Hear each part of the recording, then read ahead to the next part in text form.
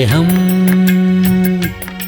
ദിവ്യസ്നേഹം, സ്നേഹം, ദിവ്യസ്നേഹം. ഹല്ലേലൂയ! ദൈവത്തിന് സ്തോത്രം. കർത്താവായ യേശുക്രിസ്തുവിന്റെ നാമത്തിൽ നിങ്ങൾക്ക് വന്ദനം. സുഖമായിരിക്കുന്നോ? കഴിഞ്ഞ ദിവസം സുഖമായി കിടന്നുറങ്ങി സന്തോഷത്തോടെ പ്രഭാതത്തിൽ എഴുന്നേറ്റ് കർത്താവിനോടൊപ്പം ഇന്നത്തെ ദിവസം ആരംഭിക്കുവാനായി ഒരുങ്ങിയിരിക്കുകയാണോ? ദൈവത്തിൻ്റെ വചനത്തെ ശ്രദ്ധിക്കുകയും ആ വചനം ഹൃദയത്തിൽ ഹൃദിസ്ഥമാക്കുകയും ആ വചനപ്രകാരം അന്നത്തെ ദിവസം നടക്കുകയും ചെയ്യുക എന്നത് എത്രയോ അത്യാവശ്യമാണ്. അങ്ങനെ ചെയ്യുന്നവർ ആ ദിവസം ചെയ്യുന്നതായ സകല കാര്യങ്ങളും സാധിക്കുവാനിടയാകും. ഇന്ന് നിങ്ങൾക്ക് ചെയ്യുവാൻ ഒരുപാട് കാര്യങ്ങളുണ്ടല്ലോ. അവയിലെല്ലാം വിജയം കാണുവാനായി നിങ്ങൾ ആഗ്രഹിക്കുന്നുണ്ടല്ലോ. അപ്പോൾ ദൈവത്തിൻ്റെ സന്നിധിയിൽ പ്രാർത്ഥിച്ചുകൊണ്ട് ദൈവത്തിൻ്റെ ഹിതപ്രകാരം ഈ ദിവസം കാര്യങ്ങൾ ആരംഭിച്ചാൽ നിങ്ങൾ ചെയ്യുന്നതായ സകല പ്രവൃത്തികളും വിജയിക്കുവാൻ തക്കവണ്ണം ദൈവം സഹായിക്കും. സ്നേഹം, ദിവ്യസ്നേഹം, സ്നേഹം, ദിവ്യസ്നേഹം. ചില ആളുകൾ നമ്മുടെ അടുക്കൽ വരുമ്പോൾ തന്നെ വളരെ ആശ്വാസമായിരിക്കും. കുറച്ച് കാര്യങ്ങൾ സംസാരിക്കാൻ കഴിയും. ഇന്ന വ്യക്തികളുമായിട്ട് സംസാരിക്കുമ്പോൾ നമുക്ക് ഒരുപാട് സന്തോഷം ലഭിക്കും, ആശ്വാസം തോന്നും.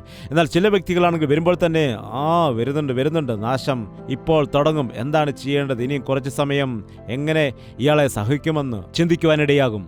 നിങ്ങളുടെ ജീവിതം മറ്റുള്ളവർക്ക് ആശ്വാസകരമാണോ അതോ അവർക്ക് ദോഷം ചെയ്യുന്നതാണോ? കർത്താവ് പ്രയോജനമില്ലാത്ത ഒരു മനുഷ്യനെ പ്രയോജനമുള്ളവനാക്കി മാറ്റും. കർത്താവിൻ്റെ കരങ്ങളിലേക്ക് നിന്നെ തന്നെ സമർപ്പിക്കുമ്പോൾ ദൈവം നിന്റെ ജീവിതം മാറ്റിയെടുക്കും. നിന്നിലുള്ളതായ പ്രത്യേകത എന്താണെന്ന് മനസ്സിലാക്കിയിട്ട് ഇവിടെ നിന്ന് കടന്നു പോകാൻ ദൈവം ആഗ്രഹിക്കുന്നു. നിന്റെ ജീവിതത്തിൽ ചില പ്രത്യേകതകളുണ്ട്. ദൈവം നിന്നിൽ വച്ചിരിക്കുന്നതായ ആ പ്രത്യേകത എന്താണെന്ന് കണ്ടുപിടിക്കണം. ആ പർപ്പസ്, ആ ഉദ്ദേശം എന്താകുന്നുവെന്ന്. ദൈവത്തിൻ്റെ ഉദ്ദേശം നിന്നെ സൃഷ്ടിച്ചപ്പോൾ തന്നെ നമുക്കറിയാം. ഒരു ശില്പിയാകട്ടെ അല്ലെങ്കിൽ ഒരു ആർട്ടിസ്റ്റ് ആകട്ടെ, അദ്ദേഹം ഒരു വലിയ കല്ലെടുത്ത് അതിൽ കൊത്തുമ്പോൾ, ആ കല്ലിൽ ഉളി കൊണ്ട് പണിയുമ്പോൾ ചില ഭാഗങ്ങൾ കൊത്തിക്കളയും, ചില ഭാഗങ്ങൾ കിഴിക്കും, ചില ഭാഗങ്ങൾക്ക് കൊത്തിയെടുക്കും. നമുക്കൊന്നും മനസ്സിലാക്കുവാനായിട്ട് കഴിയുകയില്ല ആ സമയത്ത്. എന്നാൽ അദ്ദേഹം ചെയ്യുന്ന കാര്യം എന്താണെന്ന് അദ്ദേഹത്തിൻ്റെ മനസ്സിലുണ്ട്. അതിലൊരു ചെറുതായിട്ട് തട്ടിയാലും അദ്ദേഹത്തിന് അതൊരു ഉദ്ദേശമാണ്. കല്ലിൻ്റെ ഒരു ഭാഗം പൊട്ടിച്ചു കളയുമ്പോൾ അദ്ദേഹത്തിനൊരു ഉദ്ദേശമുണ്ട്. ഒരു ഭാഗം കുറച്ച് വളച്ചെടുക്കുമ്പോൾ ആ ശില്പിക്കൊരു ഉദ്ദേശമുണ്ട്. അതുപോലെ ദൈവം നിന്റെ ജീവിതത്തിൽ എന്തെല്ലാം കാര്യങ്ങൾ ചെയ്താലും ശരി, നിന്റെ ജീവിതത്തിൽ എന്തെങ്കിലും കാര്യങ്ങൾ നടക്കുന്ന സമയത്ത്, നിന്റെ ജീവിതത്തിൽ വിജയമുണ്ടാകുമ്പോൾ അല്ലെങ്കിൽ പരാജയമുണ്ടാകുമ്പോൾ, കഷ്ടതയുണ്ടാകുമ്പോൾ നീ എന്താണ് വിചാരിക്കുന്നത്? നിന്റെ കഷ്ടകാലമായിരിക്കാം, അല്ലെങ്കിൽ നിനക്ക് നല്ല സമയമായിരിക്കാം എന്ന് ചിന്തിക്കുന്നു. എന്നാൽ അത് ദൈവത്തിൻ്റെ പദ്ധതിയിൽപ്പെട്ടതാണ്. ഇന്ന് വരെയുള്ളതായ നിന്റെ ജീവിതത്തെക്കുറിച്ചൊന്ന് ചിന്തിച്ചു നോക്കിയാൽ, മുൻകാലങ്ങളിൽ നടന്നതായ കാര്യങ്ങളെക്കുറിച്ച് നീ ഒന്ന് വ്യക്തമായിട്ട് പരിശോധിച്ചാൽ, ആ സംഭവങ്ങളിൽ നീ എങ്ങനെ പ്രതികരിച്ചു എന്ന് നോക്കിയാൽ നിനക്ക് ദൈവത്തിൻ്റെ പദ്ധതി നിന്നിൽ കൂടി എന്താണെന്ന് വ്യക്തമായിട്ട് മനസ്സിലാക്കുവാൻ കഴിയും. ദൈവത്തിൻ്റെ പദ്ധതി എന്താണെന്ന് മനസ്സിലാക്കുവാൻ കഴിയും. ഒന്നാമതായി, ദൈവത്തിൻ്റെ സന്നിധിയിൽ മുഴങ്കാൽ മടക്കി പ്രാർത്ഥിക്കുമ്പോൾ ദൈവത്തിൻ്റെ ഉദ്ദേശം എന്താണെന്ന് നിനക്ക് വ്യക്തമായിട്ട് മനസ്സിലാക്കുവാൻ കഴിയും. അത് തെളിയിക്കപ്പെടണമെന്നുണ്ടെങ്കിൽ, എന്നിലെ പ്രത്യേകത എന്താണെന്ന് അറിയണമെന്ന് ആഗ്രഹമുണ്ട് എന്ന് പറയുന്നവരുണ്ടെങ്കിൽ കരമുയർത്താമോ? ഞാൻ പറയുന്ന കാര്യങ്ങൾ ശ്രദ്ധയോടെ കേൾക്കണം. നിങ്ങൾക്ക് ഏത് വിഷയമാണ് ഏറ്റവും കൂടുതൽ താല്പര്യമുള്ളത്? പാട്ട് പാടാനാണോ, പ്രസംഗം ചെയ്യാനാണോ, ലീഡർഷിപ്പ് ചെയ്യാനാണോ, അതോ ഒരു സ്കിറ്റ് അവതരിപ്പിക്കാനാണോ? ഏതിലാണ് ഏറ്റവും കൂടുതൽ താല്പര്യം? അതുപോലെ നമുക്കറിയാം, എന്തെങ്കിലും കാര്യങ്ങൾ ക്രിയേറ്റ് ചെയ്യുന്നതായ വിഷയങ്ങൾ, പലർക്കും അങ്ങനെയുള്ള കഴിവുണ്ട്, അങ്ങനെയുള്ളതായ താല്പര്യമുണ്ട്. അതെന്താണെന്ന് മനസ്സിലാക്കുക. ഒരു നിമിഷം ചിന്തിക്കുക. നീ ഇഷ്ടപ്പെട്ട് ചെയ്യുന്നതായ പണി എന്താണ്? പാചകം ചെയ്യുന്നതാണോ? പാചകം ഒരു പണിയല്ലേ? ചില ആളുകളെ സംബന്ധിച്ച് പാചകം ചെയ്യുന്നു, അതുപോലെ സർവ് ചെയ്യുന്നതും ഒരു പണിയാണ്. ആദ്യം കറി കൊണ്ടുവന്നിട്ട് പിന്നെ ആയിരിക്കും ചിലർ ചോറ് കൊണ്ടുവരുന്നത്. എന്താണ് സർവിങ്? ഹോസ്പിറ്റാലിറ്റി. ചിലരെ സംബന്ധിച്ച് മാനേജ് ചെയ്യുന്നതായ കാര്യങ്ങൾ, എല്ലാവരുടെയും കാര്യങ്ങൾ നന്നായിട്ട് നോക്കി നടത്തുന്നത്. ട്രാഫിക് ജാമുകളിൽ വോളണ്ടിയറായിട്ട് പ്രവർത്തിക്കുന്ന ആളുകളെ നാം കണ്ടിട്ടുള്ളതാണ്. അവർ ഓടി വന്നിട്ട് തിരക്കുകൾ നിയന്ത്രിക്കുന്നത് കാണാൻ കഴിയും. അവനോട് ആരും പറഞ്ഞതല്ല, അവന് ശമ്പളം ആരും കൊടുക്കുന്നില്ല.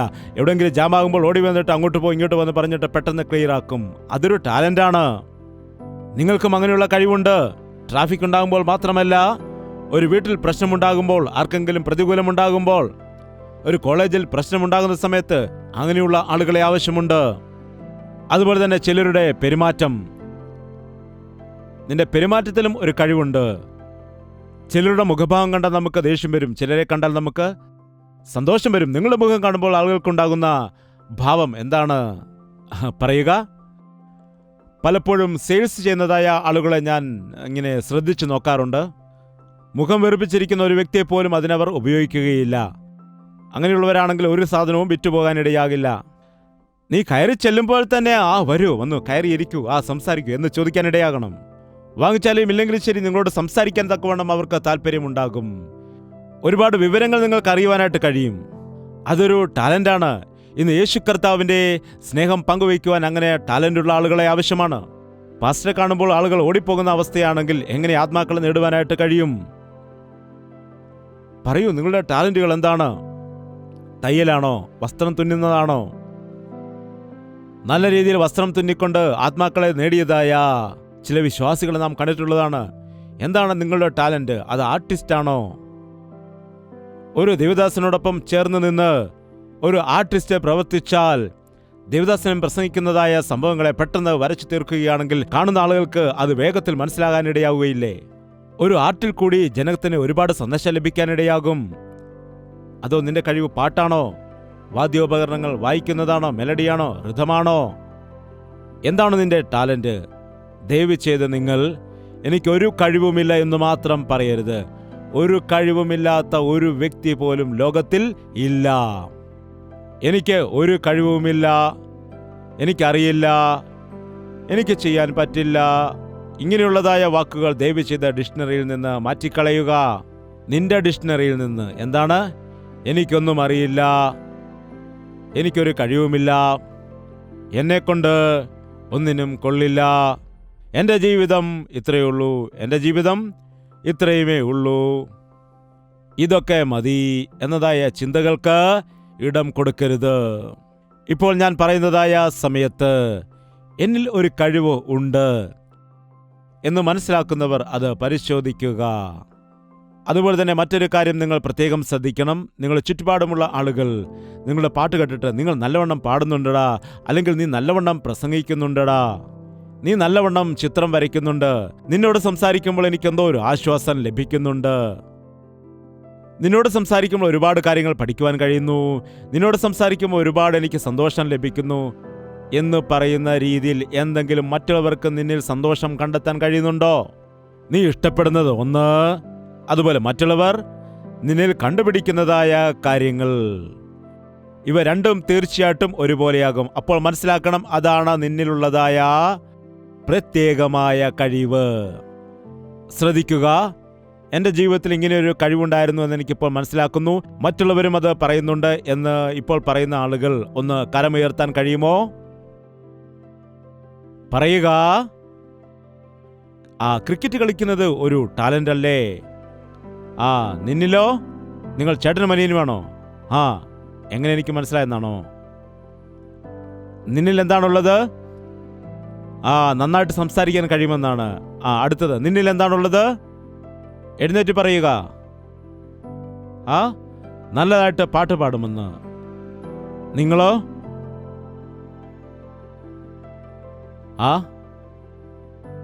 ശുശ്രൂഷ ചെയ്യും. അടുത്തത്,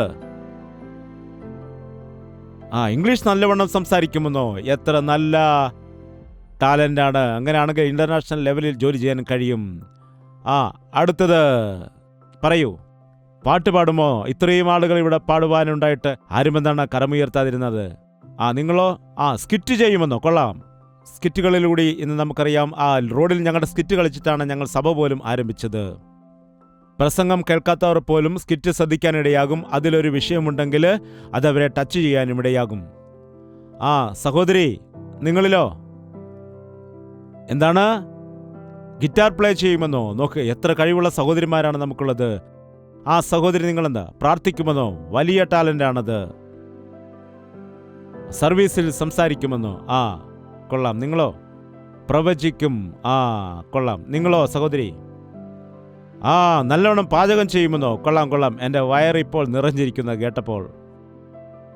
നല്ലവണ്ണം സംസാരിക്കും. ആ ഇവിടെ അനേകം ആളുകളുണ്ട് നല്ലവണ്ണം സംസാരിക്കുന്നവർ. നിങ്ങളോ? സിംഗിങ്. Praise God. സിംഗിങ്. ആ പാടുന്നവരും ഗിറ്റാർ വായിക്കുന്നവരും എല്ലാവരും ഇവിടെയുണ്ട്. നിങ്ങളെന്താണ്? കൺവിൻസ് ചെയ്യും. ആ കൊള്ളാം.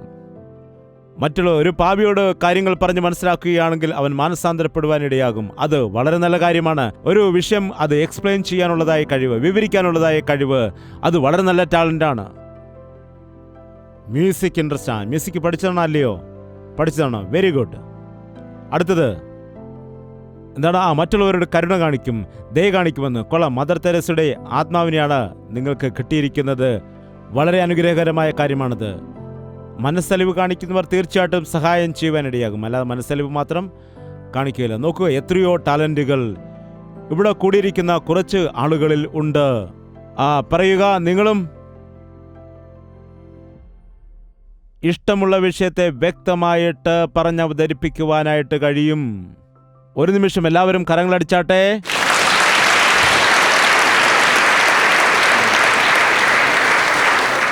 വേദപുസ്തകം പിടിച്ചുകൊണ്ട് നിങ്ങൾ ഉപദേശിക്കുമ്പോൾ കേൾക്കുന്ന എല്ലാവർക്കും അത് വ്യക്തമായിട്ട് മനസ്സിലാക്കുവാൻ കഴിയും. ഇന്ന് വചനം അങ്ങനെ എളുപ്പത്തിൽ പറഞ്ഞു കൊടുക്കുന്ന ആളുകൾ ഇല്ല. അങ്ങനെയുള്ളവരെയാണ് നമുക്ക് ആവശ്യം. പറയുമോളെ? ഡ്രോയിങ് ചെയ്യുമെന്ന്. വളരെ നല്ല ടാലൻ്റാണ്. കൊള്ളാം. പ്രാർത്ഥിക്കും. നല്ല കാര്യം. വണ്ടർഫുൾ. സിംഗിങ്. അടുത്തത് പറയൂ. സുവിശേഷം അറിയിക്കുവാൻ കഴിയും. കൊള്ളാം. മോള് ചെറുപ്പത്തിൽ തന്നെ ബൈബിൾ വാക്യമൊക്കെ കാണാൻ പഠിച്ചു. എനിക്കറിയാവുന്ന കാര്യമാണ്. ദൈവം കൂടുതലായിട്ട് തന്നെ അനുഗ്രഹിക്കട്ടെ. അടുത്തത് പറയും മോളെ. ചിത്രങ്ങൾ വരയ്ക്കും. ഡ്രോയിങ്. Very good. അടുത്തത് എന്താണ് മോളെ? മാത്സോ? കണക്കറിയാതെ ഞങ്ങൾ ചിലർ കുഴയുന്നുണ്ട്. നോക്കൂ, തലച്ചോറ് ഉപയോഗിച്ച് വളരെ ഷാർപ്പായിട്ട് തന്നെ കണക്ക് കൂട്ടുന്ന അനേകം ആളുകളെ നമുക്ക് കാണുവാൻ കഴിയും. ഇന്ന് ചില ആളുകളുണ്ട്, നോക്കുക, 2 into 2 വിരൽ വെച്ചിട്ട് 2 into 2 4 എന്ന് പറയുന്നത് കാണാം. കണക്കൂട്ടലുകൾ നടത്തുന്ന സമയത്ത് നിങ്ങളുടെ ബ്രെയിൻ ഉപയോഗിച്ച് ചെയ്യുക, അല്ലാതെ ഫോണും കാൽക്കുലേറ്ററും ഉപയോഗിക്കരുത്. ദൈവം മനുഷ്യനെ അങ്ങനെയാണ് സൃഷ്ടിച്ചത്. അതനുസരിച്ചാണ് കമ്പ്യൂട്ടർ പോലും മനുഷ്യൻ നിർമ്മിച്ചിരിക്കുന്നത്. പാട്ടുകൾ നല്ലവണ്ണം പാടും. മോളെ, ഡ്രോയിങ്. അനേകം ആളുകളുണ്ട് നല്ല രീതിയിൽ പാട്ട് പാടുകയും ഡ്രോയിങ് ചെയ്യുന്നവരും. സിംഗിങ്. എന്തുകൊണ്ട് മുമ്പ് കരമുയർത്തിയില്ല? കൈ ഉയർത്തിയായിരുന്നോ? നിങ്ങൾ പാട്ട് പാടുമല്ലേ? കണ്ടില്ലേ, ചോദിച്ചപ്പോൾ ഓരോരോ കാര്യങ്ങളെല്ലാം വെളിയിൽ വന്നു. മര്യാദയ്ക്ക് ഞാൻ ചോദിച്ചപ്പോൾ ആരും കരമുയർത്തിയില്ല. ഇപ്പോൾ ഞാൻ ചോദിക്കട്ടെ, പാട്ട് പാടുവാൻ അറിയാം, പാട്ട് പാടാൻ കഴിവുണ്ട്, പാടിയിട്ടില്ല എന്നാൽ പാട്ട് പാടാൻ ആഗ്രഹമുണ്ട് എന്ന് പറയുന്നതായ ആളുകളെന്ന് ഇപ്പോൾ തന്നെ കരമുയർത്താമോ? ഹല്ലേലൂയ. ദാവീദിന് കൊടുത്ത കൃപ ദൈവം നമുക്കും നൽകുമാറാകട്ടെ. അവന്റെ നാമത്തിൽ അവൻ പാട്ടുകൾ പാടിക്കൊണ്ട് പാട്ടുകളിൽ കൂടി മനുഷ്യരെ ദൈവത്തെങ്കിലേക്ക് ആകർഷിക്കുന്നത് വലിയ ഒരു വരമാണ്. പ്രസംഗം ചെയ്യുന്നവരെക്കാൾ കൂടുതൽ പാട്ട് പാടുന്നവരാണ് ഇന്ന് ഒരുപാട് യൗവനക്കാരെ സ്വാധീനിക്കുന്നത്. ദൈവത്തിൻ്റെ വചനം ഉൾപ്പെടുത്തി പാട്ടുകൾ തയ്യാറാക്കി പാടുമ്പോൾ അത് കേൾക്കുന്നവരുടെ ഹൃദയത്തിൽ വലിയ മാനസാന്തരത്തിന് കാരണമാകും. നല്ലവണ്ണം പ്രസംഗിക്കുന്നവരുണ്ടെങ്കിൽ കരമുയർത്താമോ? നല്ല രീതിയിൽ കാര്യങ്ങൾ സംസാരിച്ച് മറ്റുള്ളവർക്ക് മനസ്സിലാക്കി കൊടുക്കുവാനുള്ളതായ കഴിവുള്ളതായ ആളുകളാണ് ഇപ്പോൾ കരമുയർത്തിയിരിക്കുന്നത്. കുറച്ചുപേരേ ഉള്ളൂ. കർത്താവ് നിങ്ങളുടെ നാവിനെ അനുഗ്രഹിക്കട്ടെ. നിങ്ങളുടെ നാവിൽ അവൻ്റെ വചനം നൽകി നിങ്ങളെ ബലപ്പെടുത്തട്ടെ. ഡ്രോയിങ് അറിയാവുന്നവർ കരമുയർത്തിക്കാട്ടെ. കുറച്ചു പേർ മുമ്പേ പറയുവാനായിട്ട് ഇടയായി. ഓക്കേ, ഞാൻ ആദ്യമൊക്കെ ന്യൂസ് പേപ്പർ വായിച്ചുകൊണ്ടിരിക്കുമ്പോൾ ആദ്യം വായിക്കുന്നത് ഹെഡിങ്ങുകളാണ്.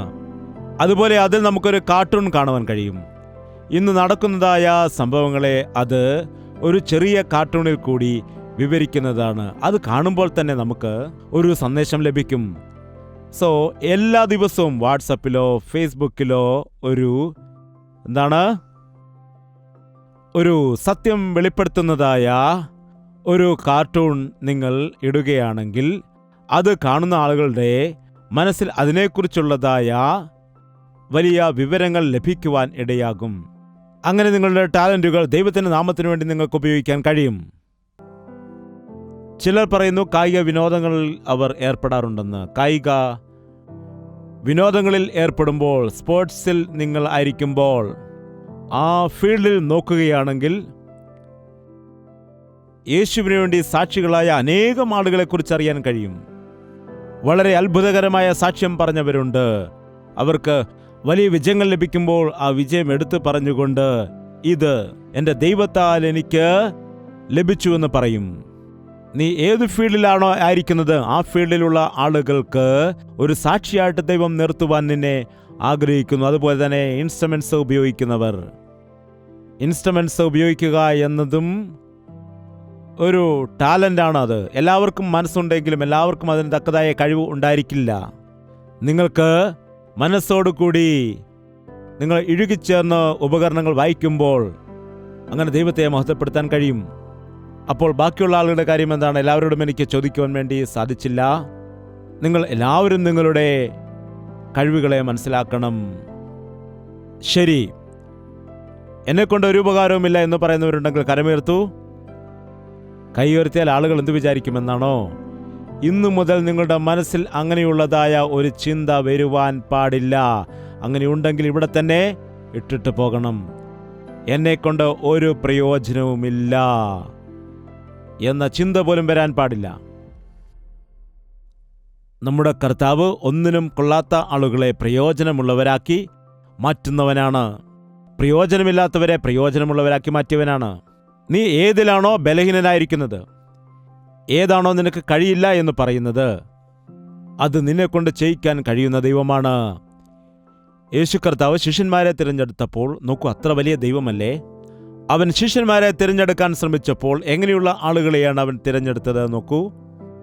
ജ്ഞാനികളെയോ പണ്ഡിതന്മാരെയോ വലിയ ആളുകളെയാണോ അവൻ തിരഞ്ഞെടുത്തത്?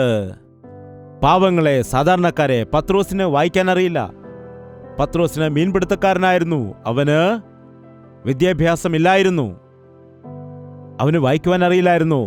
എന്നാൽ കർത്താവ് അവനെ തിരഞ്ഞെടുത്തപ്പോൾ പത്രോസിനെയും യോഹന്നാനെയും കണ്ടപ്പോൾ ജനം എന്താണ് ചിന്തിച്ചത്? ഇവർ വിദ്യാഭ്യാസമില്ലാത്ത വ്യക്തികളാണല്ലോ, ഇവർക്ക് ഇത്രത്തോളം ജ്ഞാനം എവിടെ നിന്ന് ലഭിച്ചു? അവരുടെ ചോദ്യത്തിന് അവർ തന്നെ ഉത്തരം കണ്ടുപിടിച്ചു. ഓഹോ, ഇവർ യേശുവിനോടൊപ്പം ആയിരുന്നത് കൊണ്ടാണ് സാധാരണക്കാരായ ഇവർ ജ്ഞാനമുള്ളവരായി മാറിയത്. ഒരുപക്ഷെ നീ നിന്റെ ഭവനത്തിൽ, നിന്റെ കോളേജില് ഒരു കഴിവുമില്ലാത്ത വ്യക്തിയായിട്ട് നിരാശയിൽപ്പെട്ടിരിക്കുന്ന വ്യക്തിയാണോ? അതുകൊണ്ടായിരിക്കാം നിന്നെ ഈ കൂട്ടത്തിലേക്ക് ദൈവം ഇന്ന് കൊണ്ടുവന്നത്. അതുകൊണ്ടായിരിക്കാം നിന്നോട് തന്നെ കർത്താവ് സംസാരിക്കുന്നത്. അവൻ നമ്മെ തിരഞ്ഞെടുത്തത് നമ്മുടെ കഴിവ് കണ്ടല്ല. അവൻ്റെ കരങ്ങളിലേക്ക് നാം സമർപ്പിക്കുകയാണെങ്കിൽ അവൻ നമ്മുടെ ജീവിതത്തെ പണിതെടുത്ത് പ്രയോജനമുള്ളതായ പാത്രമാക്കി മാറ്റാനിടയാകും. 1 കോടി രൂപയുടെ വാദ്യോപകരണമാണെങ്കിലും അത് നന്നായിട്ട് വായിക്കണമെന്നുണ്ടെങ്കിൽ ആ ഉപകരണം വായിക്കുന്ന വ്യക്തിയിലാണോ ആശ്രയിച്ചിരിക്കുന്നത്, അതോ ആ ഉപകരണത്തിൻ്റെ വിലയിലാണോ ആശ്രയിച്ചിരിക്കുന്നത്? നമ്മൾ കണ്ടിട്ടുണ്ട് റോഡരികിൽ കൂടി ആളുകൾ ചെറിയ ഉപകരണങ്ങൾ കൊണ്ട്, ചെറിയ ചെറിയ ഗിറ്റാറുകൾ അതുപോലെ വീണകളൊക്കെ ഉണ്ടാക്കിക്കൊണ്ട് ടണടണടണെന്ന് പറഞ്ഞ് കൊട്ടിക്കൊണ്ടുവരും. അത് നാം കാണുമ്പോൾ നമുക്ക് വളരെ താല്പര്യം തോന്നാനിടയാകും. എത്ര മനോഹരമായി വായിക്കുന്നു എന്ന് നമുക്ക് മനസ്സിലാക്കാൻ കഴിയും. അതിനൊരു 100 രൂപയായിരിക്കും വില. നാം ആ പൈസ കൊടുത്തത് വാങ്ങും. നാം ഒരു ദിവസം മുഴുവൻ ശ്രമിച്ചാലും അതിൽ പാട്ട് വായിക്കാൻ കഴിയില്ല. എന്താണ്?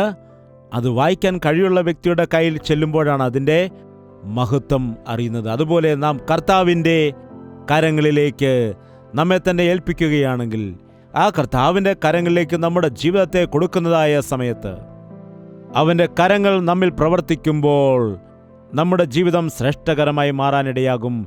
നമ്മുടെ ഉള്ളിൽ നിന്ന് ദൈവത്തിൻ്റെ നാമമഹത്വം ഉണ്ടാകാനിടയാകും. ഇന്ന് നിങ്ങൾ എല്ലാവരും ഒരു തീരുമാനമെടുക്കണം. ഇന്നുവരെ നിങ്ങൾ എങ്ങനെയാണോ ജീവിച്ചത്? നിങ്ങളുടെ ആലോചനകൾ എങ്ങനെയാണ്? നിങ്ങൾ തന്നെ തീരുമാനിച്ചിരിക്കുന്നു, ഞാൻ ഇങ്ങനെ പോകൂ, ഈ കോഴ്സ് മാത്രമേ ഞാൻ പഠിക്കൂ, ഈ ജോലി ഞാൻ ചെയ്യൂ എന്നുള്ളതായ ഒരു ഫുൾ സ്റ്റോപ്പ് ഇട്ടിരിക്കുകയാണ്.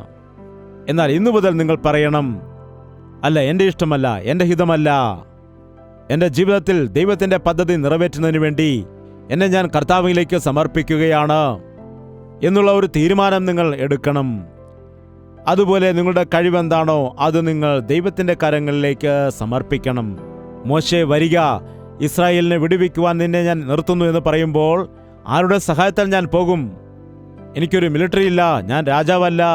ഇപ്പോൾ ഞാൻ എങ്ങനെയാണ് ഫറവോന്റെ കയ്യിൽ നിന്ന് എൻ്റെ ജനത്തെ വിടുവിക്കുന്നത്? അപ്പോൾ ദൈവം ചോദിച്ചു, നിന്റെ കയ്യിൽ എന്താണുള്ളത്? എൻ്റെ കയ്യിൽ എന്തുണ്ട്? ഒരു വടിയുണ്ട്. ആ വടി ദൈവം ഉപയോഗിക്കുവാനിടയായി. ആ വടി ഉയർത്തിയപ്പോൾ ചെങ്കടൽ രണ്ടായിട്ട് മാറി.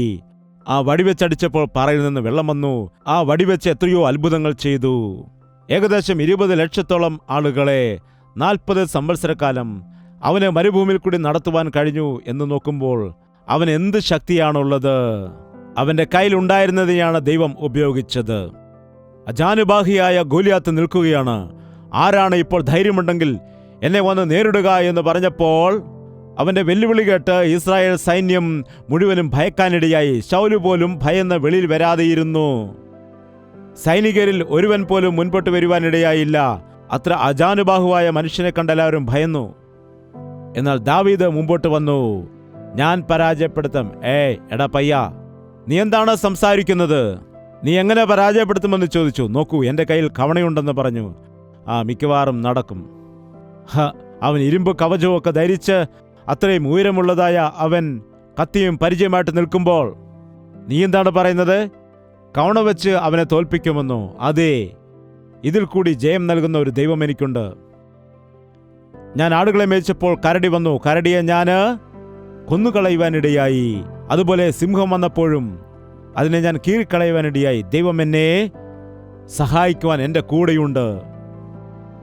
അവൻ ഒരു കല്ലേ ഉപയോഗിച്ചുള്ളൂ. രണ്ടാമത്തെ കല്ല് അവൻ ആവശ്യം വന്നില്ല. കവണയിൽ കല്ല് വെച്ചെറിഞ്ഞ സമയത്ത് ഗോലിയാത്ത് താഴെ വീണ് മരിക്കുവാനിടയായി. ഇവൻ ബാലനാണ്, ശരിയാണ്. എന്നാൽ കർത്താവിൻ്റെ കയ്യിൽ സമർപ്പിക്കപ്പെട്ടപ്പോൾ അവന് ജയം ഉണ്ടായി. നിങ്ങളുടെ ജീവിതത്തിൽ രാക്ഷസനെ പോലെ നിന്നെ പിടിച്ചടക്കുന്നതായ പാപം എന്താണ്?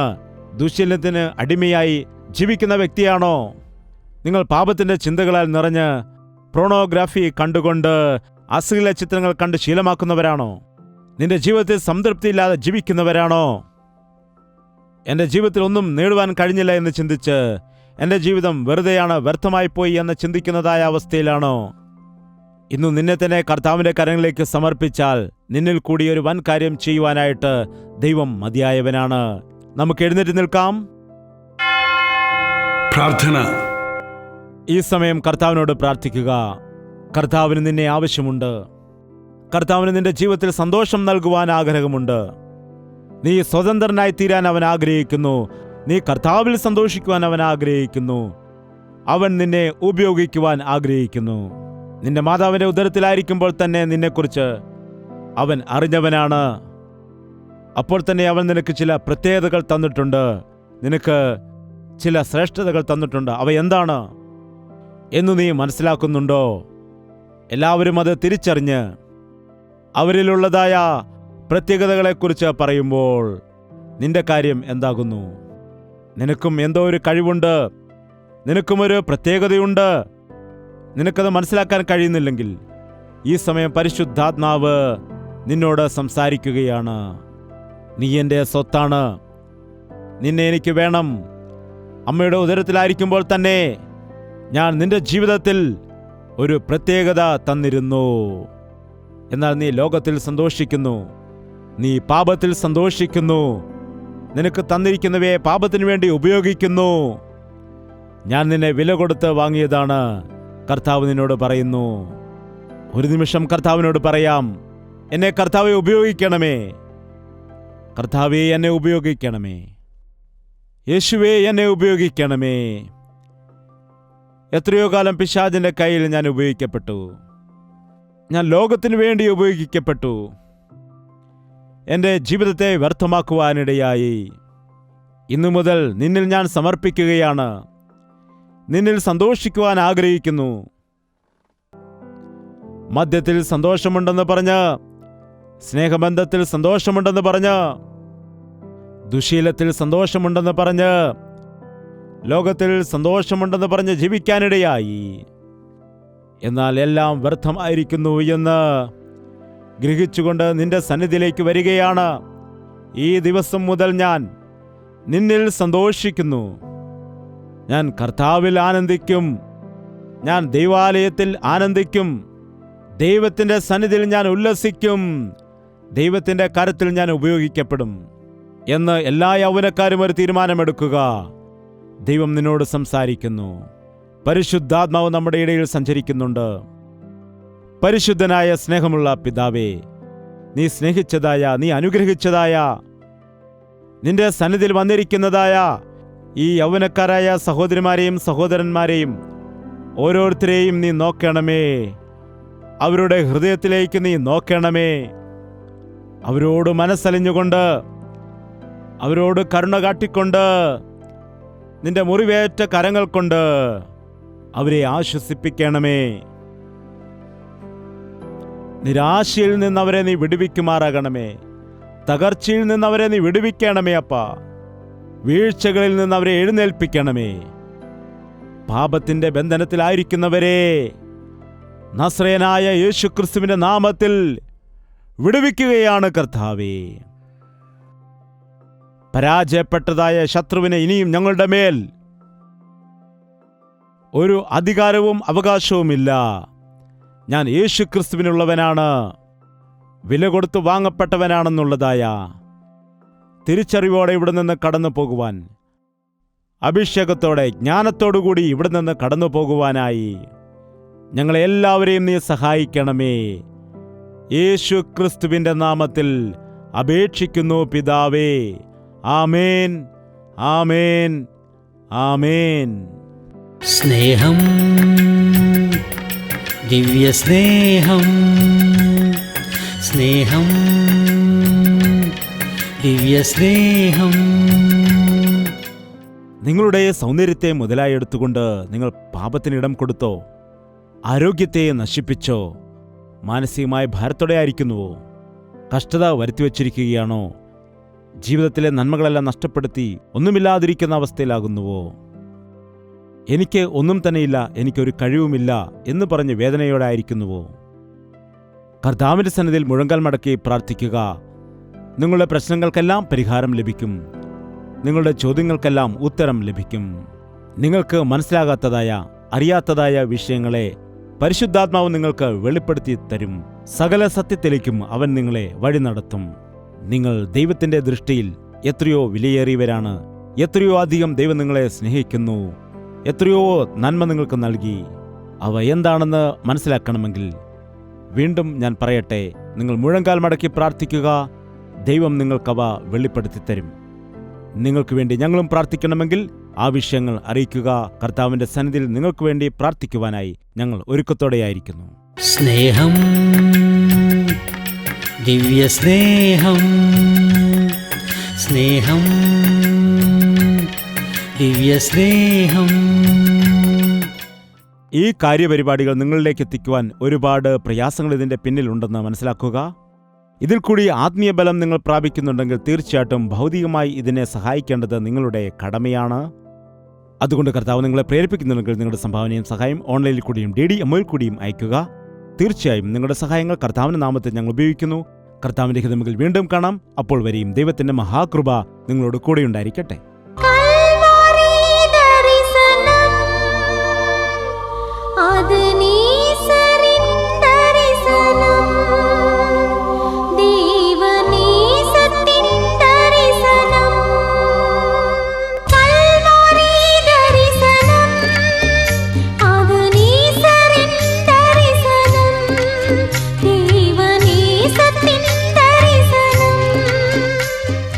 യേശുവേ, യേശുവേ, യേശുവേ, യേശുവേ, യേശുവേ, യേശുവേ, യേശുവേ, യേശുവേ.